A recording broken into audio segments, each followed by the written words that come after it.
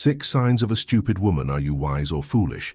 Have you ever wondered what truly distinguishes a wise person from a foolish one? The answer rarely lies in intelligence, education, or the number of books we've read. True wisdom, as the ancient Stoics taught us, is manifested in how we live, how we think, and most importantly, how we respond to life's challenges. For the Stoics, foolishness isn't a lack of IQ, but a failure to live in accordance with reason and virtue. It's a disconnection from our strongest, most serene self. Today we will dive into a topic that may serve as a powerful mirror, the 6 signs of a foolish mindset, according to Stoic wisdom. And before the word foolish sounds like a judgment, I want to make something very clear. Stoicism is not about pointing fingers. It's about shining a light within ourselves. This video is an invitation to honest self-reflection. I myself, on my journey, have found myself exhibiting some of these signs, and I continuously work to overcome them. No one is perfect. The goal here is not perfection, but progress. The journey of wisdom is made one step at a time. And why Stoicism? Because it is one of the most practical and timeless philosophies that exist. Marcus Aurelius, Seneca, Epictetus. They were not armchair philosophers. They were in the arena of life, facing wars, exiles, and losses.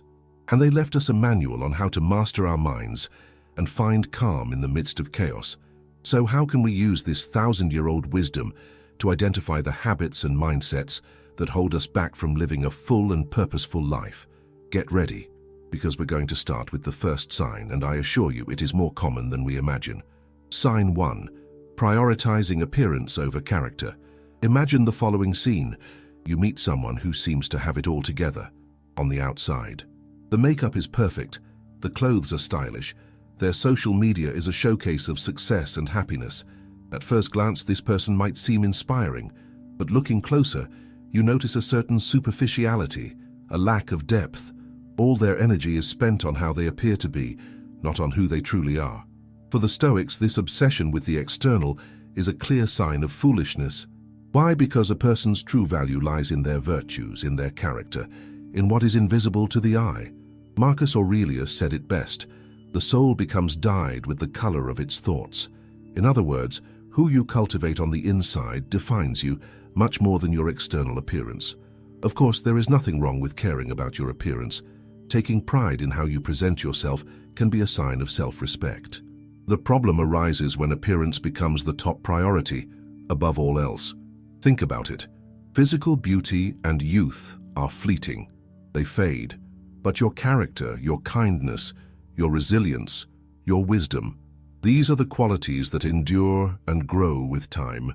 The foolish mindset ties its worth to something temporary and fragile. And what happens when the beauty you cultivated so carefully begins to fade, or when someone else considered more attractive comes along? You are left with a feeling of emptiness because your identity was anchored in the wrong place. To change this, the Stoics invite us to focus on inner beauty. Ask yourself, am I living with integrity? Am I treating others with respect? Am I becoming a better version of myself? Because at the end of the day, no designer clothes or viral post will matter if you haven't worked on who you are at your core. Your character will always be more valuable than your appearance. Sign 2. Ignoring self-responsibility. This sign might be a bit uncomfortable because, let's be honest, taking responsibility isn't always easy. Have you ever met someone for whom nothing is ever their fault? The problem is always the boss, the parents, the partner, the economy, bad luck, but never themselves. While life can indeed present us with unfair circumstances, the Stoics believe that focusing excessively on external factors is a sign of foolishness, as it takes away your power. Epictetus, who was born a slave and became one of the greatest philosophers, gave us this powerful lesson. We cannot choose our external circumstances, but we can always choose how we respond to them. Think about the power of that sentence. Blaming others may bring momentary relief, a false sense of justification, but in the long run it's a trap that keeps you stagnant. When you refuse to take responsibility, you give away your ability to change, grow, and improve. One with a foolish mindset says, I can't progress because of my boss. One who seeks wisdom asks, despite my boss, what can I control? Can I improve my skills? Can I show up with a more positive attitude? Can I look for other opportunities? The moment you take 100% responsibility for your life, even the hard parts, is the moment you take the helm of your ship back. It may not be easy, but it is the only path to true freedom and growth. Sign 3. Overvaluing others' opinions. We live in the age of external validation. Likes, comments, views. It's very easy to fall into the trap of caring too much about what other people think. What will they say about my choice? Will they like my new project? These questions creep into our minds and, without us realizing, begin to dictate our lives. Living for the approval of others is one of the fastest ways to lose yourself. Marcus Aurelius, the philosopher-emperor, summarized this perfectly. It never ceases to amaze me. We all love ourselves more than other people, but care more about their opinion than our own. Think about that. You are with yourself 24 hours a day. You know your successes, your failures, your deepest fears. Why should the opinion of people who barely know your journey have so much weight? The foolish mindset seeks external validation because its sense of worth is fragile. It needs others to say that it is good, smart, or successful to believe it. Stoic wisdom teaches us to do the opposite. The focus should be on internal validation. Are you acting according to your values? Are you being honest? Are you striving to be a better person? As Epictetus said, if you need a witness, be your own. This doesn't mean ignoring all feedback. It means filtering it. Constructive feedback from someone you respect is a gift.